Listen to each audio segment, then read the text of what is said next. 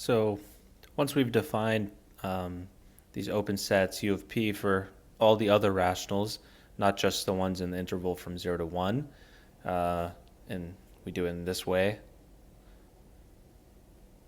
it's very easy to verify that we still have the star property. Now that we've done this, we can start talking about this set for every element x within our topological space, and finally we can define our continuous function. So remember, we want to define a continuous function from x to this closed interval 0 to 1, such that f of a, so f of x, the image of a, is just constant on 0, and f of b is constant on 1. And the way we're going to do it is we're going to do it in terms of these sets. And remember, there's a q of x for every x, and it's a set of rational numbers. So we're going to say f of x is equal to the infimum of q of x. Because q of x on its own is not enough to give us, or some sort of, it's not enough to give us any continuous function on the real line, because it only works with rational numbers, and the rationals, of course, there's plenty of gaps when you look at it on the real line. So how are we going to fill those gaps? And the way you can do it is by either taking the infimum or the supremum of our dense subset, which is the rationals here. And it turns out the infimum gives us these properties.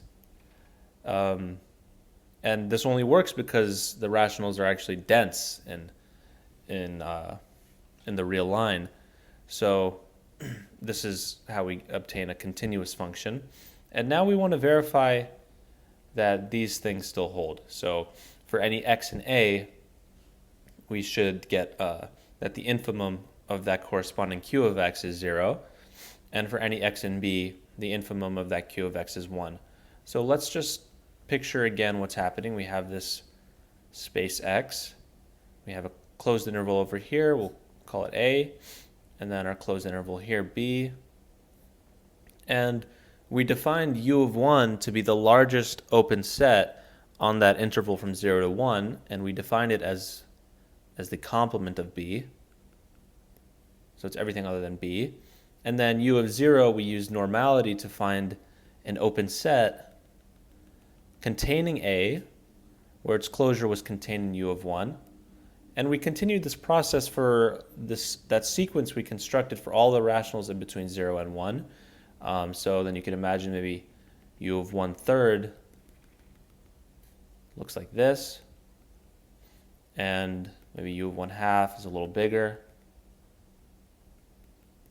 And we just keep getting bigger and bigger as these open sets, as they approach 1, they just become closer and closer to just the complement of B. And then past 1, it's just the entire space. So let's verify now that any x within A, so if we just choose some x in this closed subset A, that f of x should be equal to 0. So firstly, we have that x is an element of u of 0. So what this says is that 0 is an element of q of x, because that's how we defined q of x. And what that means is, since 0 is an element, the infimum of q of x has got to be less than or equal to 0, right? But more than that, x cannot be an element of any u of p less than 0, because u of p less than 0 is just the empty set. So again, now we have on top of this that the infimum of q of x has to be greater than or equal to 0, and these two things together are enough to imply that the infimum of q of x, which is just f of x, is equal to 0. So now let's look at what happens if x belongs to B. So we take some x here belonging to this closed subset B, and immediately we can say that x is not an element of u of 1, because u of 1 is the complement of B. And for any for any p less than 1, up is contained in u of 1. So that means for all p less than 1, x is not an element of u of p, and p is not an element of q of x. So the infimum of q of x is greater than or equal to 1.